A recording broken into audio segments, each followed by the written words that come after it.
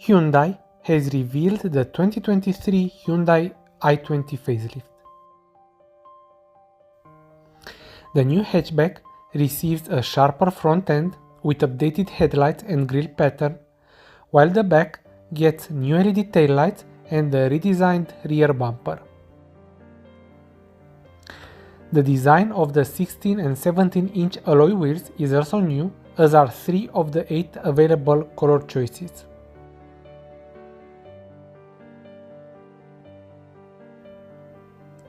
Technology upgrades include a new 4.2-inch LCD cluster, USB-C charging ports, the ability to receive over-the-air updates, and cyclist detection for the forward collision avoidance assist and lane following assist. The optional 10.25-inch digital instrument cluster and the 10.25-inch infotainment systems are carried over. The powertrain is also carried over, meaning that you'll get a 1-liter petrol engine making either 100 horsepower or 120 horsepower.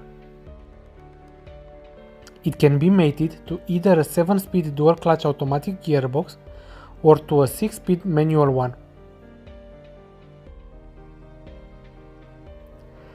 Guys, if you like the redesigned i20, please subscribe. Thanks.